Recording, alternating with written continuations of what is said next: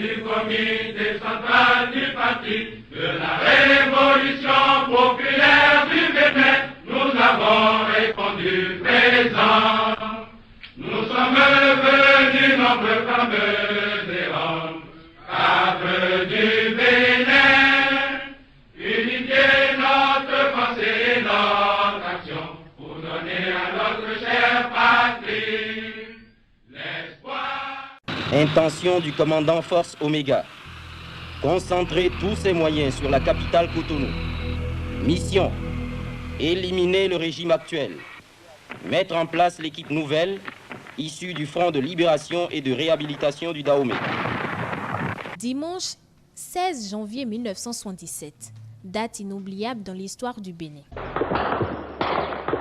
Jour où des mercenaires noirs et blancs, armés jusqu'aux dents, attaquèrent le Bénin.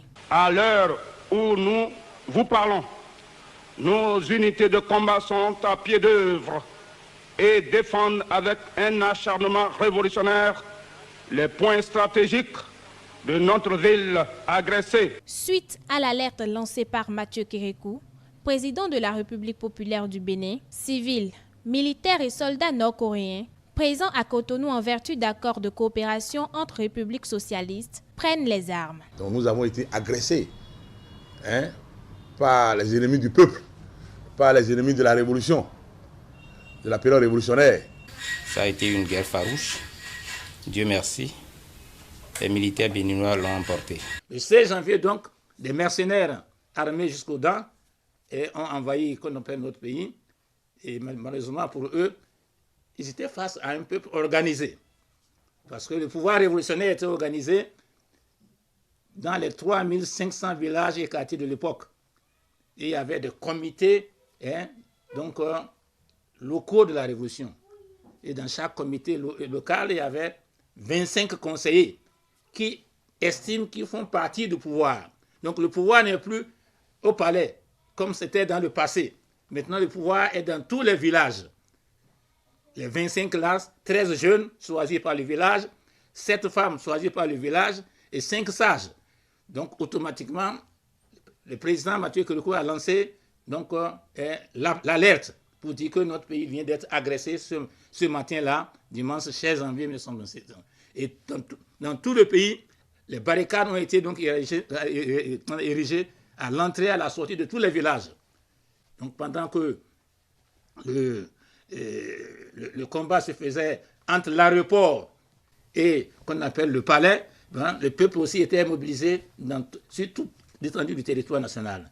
Donc malheureusement, pour les mercenaires, ils comptaient sur le fait que notre pays n'était pas armé. Parce qu'on nous connaissait avec les MAS 36. Il faut faire ça. Mais à leur grande surprise, ils ont constaté que c'est les Kalachnikov qui ont riposté. Tout le monde ne peut pas être d'accord avec le régime. Ceux qui n'étaient pas d'accord se sont exilés d'eux-mêmes. Vous ne pouvez pas contrer, se sont exilés. Mais ça ne suffit pas pour qu'ils aillent former des mercenaires armés jusqu'aux dents pour venir agresser le peuple paisible du Bénin en ce moment-là.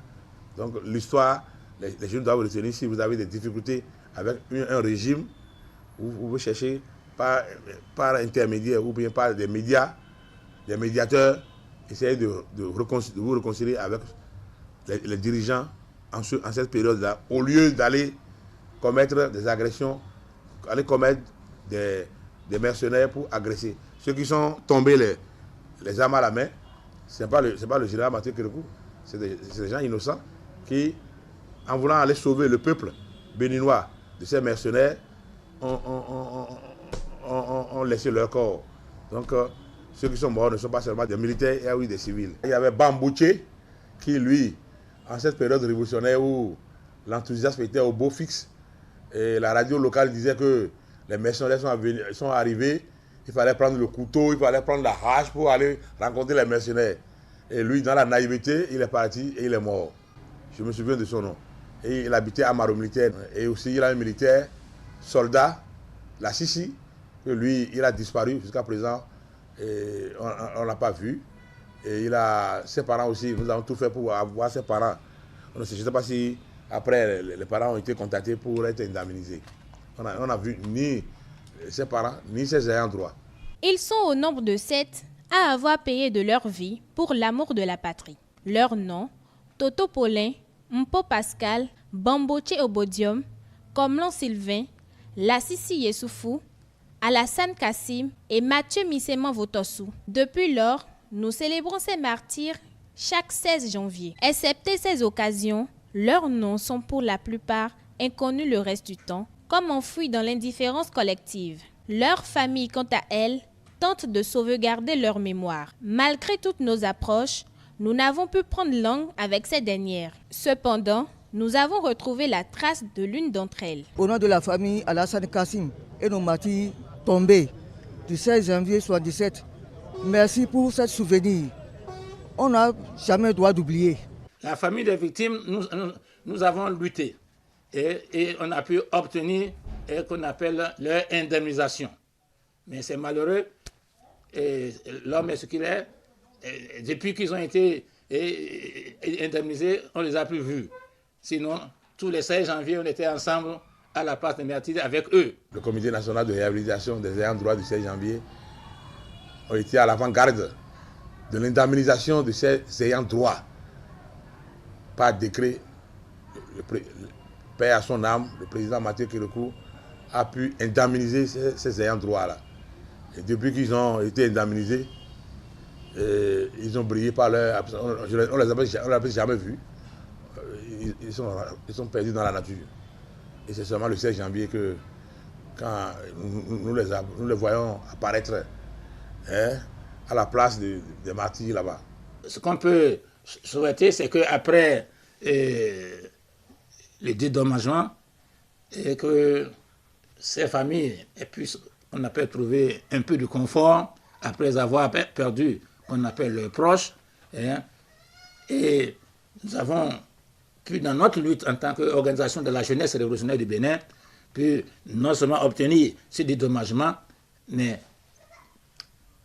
pousser l'armée à s'associer à ce souvenir. Sinon, avant, les premières manifestations que nous on a organisées là-bas nous a chassés, qu'on appelle pas des forces de sécurité. Mais comme on n'a pas cédé, finalement, c'est l'armée même. Certainement, aujourd'hui, aussi, le jour-là, ils seront là pour faire qu'on appelle le témoignage en mémoire des victimes. Donc, c'est déjà qu'on appelle un acquis dans l'histoire déjà de notre peuple à travers l'armée. Mais maintenant, c'est la population, c'est pas à travers l'éducation civique. Koudiratou Abogourin, petite fille de feu Alassane Kassim, est contente du nom que lui a laissé grand-père. Très fière de lui-même. Parce que partout où on passe, même si on se présente, on dit qu'on est la petite fille de telle personne. Mais franchement, les gens nous respectent beaucoup. On a ce respect-là et on est très fiers de ça. Pour les révolutionnaires, appeler ce lieu historique place du souvenir est une hypocrisie de l'histoire. Le fait d'avoir changé le nom à la place et donc des martyrs en place de souvenir est une hypocrisie de l'histoire. Ce n'est pas juste.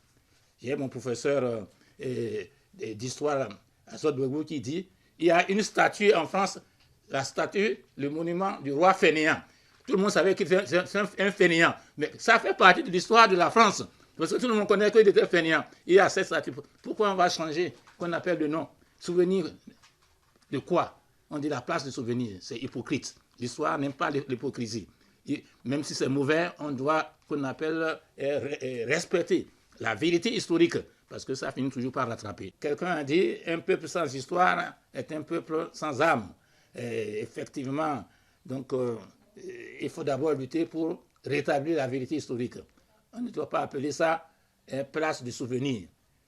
Ou bien on dit alors du souvenir de l'agression. Sinon, le nom premier, c'était la place des martyrs du 16 janvier 1977. Aujourd'hui, nous parlons de place du souvenir. Et place de souvenir, pour nous, révolutionnaires, nous exigeons la place des martyrs. Donc, nous demandons la réhabilitation de cette place et de débaptiser cette place au lieu de place de souvenirs qu'on puisse appeler place des martyrs. Il n'oublie pas de rappeler que la jeunesse béninoise doit copier les civils qui se sont battus ce jour en faisant preuve de patriotisme. La nouvelle génération doit pouvoir copier chez certains de l'ancienne génération. Parce qu'aujourd'hui, nous constatons que la jeunesse est omnibulée par l'argent. Ils n'ont plus le sens de patriotisme. Nous, en temps, nous, comme on vous l'a dit là, nous avons œuvré pour l'indemnisation. Si c'était à cette période aujourd'hui là, pour être indemnisé, les gens allaient demander quand même aux victimes ou aux ayants droit, si on les indemnise là, ils doivent pouvoir quand même prendre les 10% ou bien avoir des prébendes. Mais nous n'avons pas pensé à ça, on ne les a même pas appelés pour dire quoi que ce soit. Mais nous avons seulement constaté qu'ils ont eu leurs sous, ils ont été indemnisés, mais après ils ont brillé par leur absence. On ne les a plus jamais vus.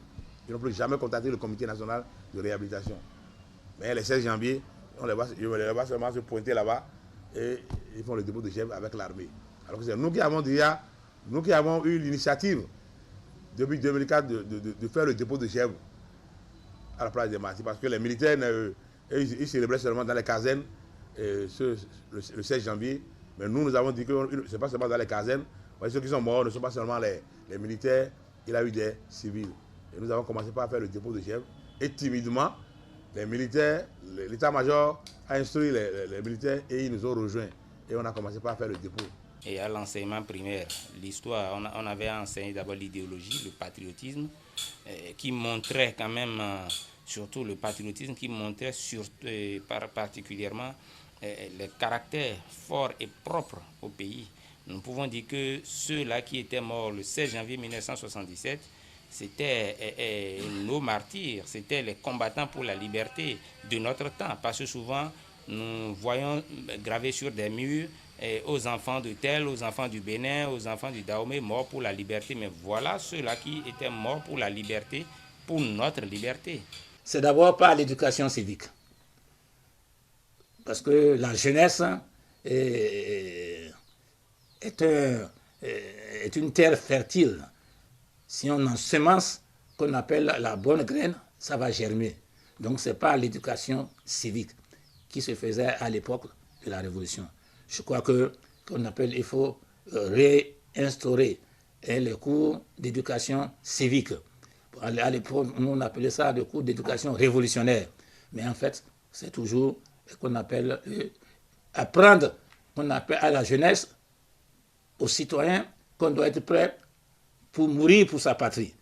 Car c'est là un legs qu'ils nous ont laissé les héros comme Bianzin, Biogara et Kaba. Donc c'est quoi qu'on appelle, c'est pas l'éducation. Pour Ali Oudou, l'on devrait même enseigner le 16 janvier 1977 aux cours primaires et au secondaire. Gloire immortelle aux martyrs du 16 janvier. Gloire immortelle au peuple béninois. La révolution ou la mort. Prêt pour la révolution, la lutte continue.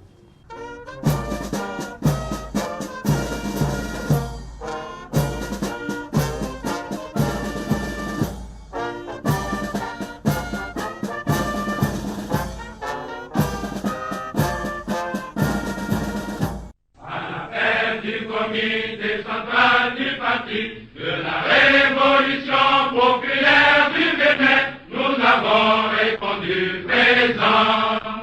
Nous sommes venus nombreux fameux